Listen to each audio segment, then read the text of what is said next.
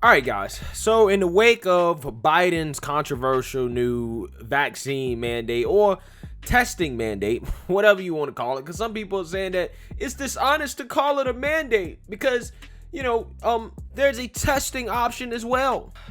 Some people on the left are so naive. But, anyways, in the wake of this authoritarian overreach from President Biden, we haven't really heard much from Kamala Harris. In fact, it seems that Kamala has essentially distanced herself from Biden when it comes to basically everything that's been going on with the Biden administration recently, right?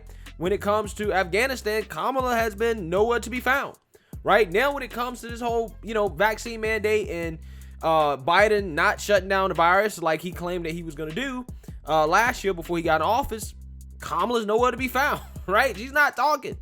And guys, if you watch any of my videos about Kamala and Joe Biden's relationship, I have fully bought into the narrative that they do not like each other, right? And that there is trouble in Wonderland, okay? That's trouble in Wonderland. Now, right before Biden gave his speech yesterday when he announced these new federal mandates, Kamala made some interesting comments at an event that I'm not going to tell you what it was for. Some of you guys may have already seen this, but I'll tell you what it's for after I play it. I just want you guys to listen to what she's saying, and then I want you guys to connect what do you think she's talking about. Take a listen. When people are able to design their lives in a way that they can determine their own futures, we are a stronger democracy and we are a stronger nation.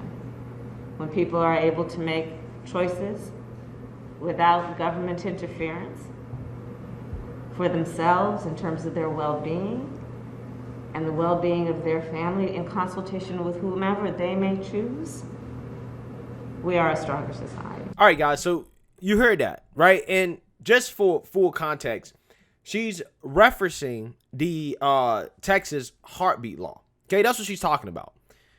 Now, if you was just to listen to that clip, right, without the context of what she was talking about, you would think that what she's saying could be a response to Joe Biden. It could kind of be a shot to Joe Biden. Now, there are people, in right-wing Twitter that have speculated that this is low-key a shot at Joe Biden. Because in my opinion, if you pay attention to the timing of what she's saying, right, this was before Biden gave his speech, she's incredibly vague in terms of what she's talking about. Right. And I didn't play everything that she said, but if you listen to everything she said, yes, you could tell, she was referencing the Texas heartbeat bill, but she was still speaking in incredibly vague terms about how healthcare is a right. We shouldn't be discriminated against people, regardless of their status. Your health is a personal choice. Oh, the government shouldn't be involved in you making personal health choices. Now, I went and looked up Kamala, right, and her position on vaccine mandates. And honestly, guys, I couldn't really find anything, right? Obviously, she's encouraged people to get vaccinated, except when Trump was in office. Then, she had a different opinion on that. But I haven't really found anything where she's specifically talking about being for a mandate. And again, in the wake of Biden announcing this, she hasn't really said anything about it. She hasn't endorsed it or disapproved of it, but she says this beforehand in which she's speaking in incredibly vague terms, right? Terms that can easily apply to Biden's vaccine mandate, right? So again, it got me thinking when people started to say this low-key might be a shot at Joe Biden. Because if you think about it, guys, look at the Afghanistan thing. Kamala hasn't said anything about that, right? She was in Asia, doing her thing. Supposed to be talking to our allies about China and the situation over there. But she hasn't really come out formally and really said anything. She hasn't been as involved, even though beforehand, right, before all this happened, she said she was the last person in the room. So it seems like, as things start to fall apart for the Biden administration, Kamala seems to be taking a step back, right? She seems to be distancing herself from the unpopular parts of the Biden administration. Now, again, this could just be me BSing, right? This could just be me just, trying to grasp for straws, right? Trying to find something that's there that's not there. But at the same time, if you think about it, like, Biden has kind of threw Kamala under the bus on multiple fronts ever since she's got into office. He assigned her an impossible immigration task, right? Things that he know he can't win on, like immigration and the whole For the People Act, the voting thing, he gave that to Kamala. And she took a lot of heat for that. She took a whole lot of heat for that. Biden ignored the border crisis. He ignored the For the People Act, the whole voting thing. That wasn't his issue. Those were Kamala's issues. Issues that Biden and Kamala both knew that Kamala cannot win on.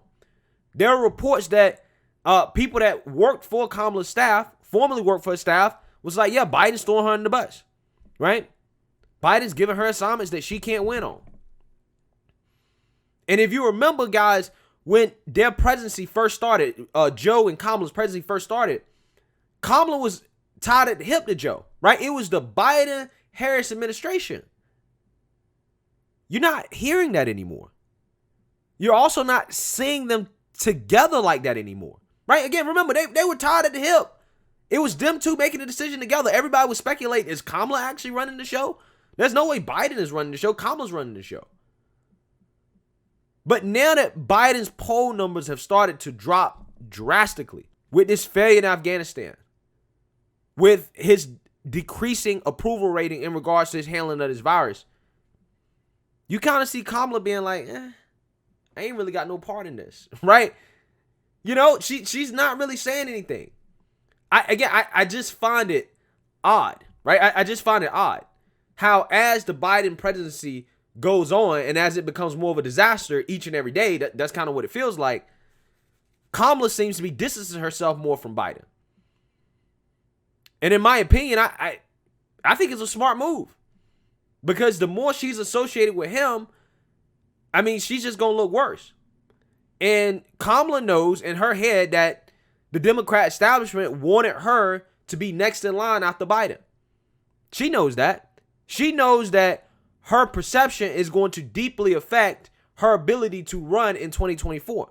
Because you know she wants to, right? You know she wants to take the reins away from Biden. There's no way, in my opinion, that Biden is going to run out 2024. If I was him, I would just call it quits.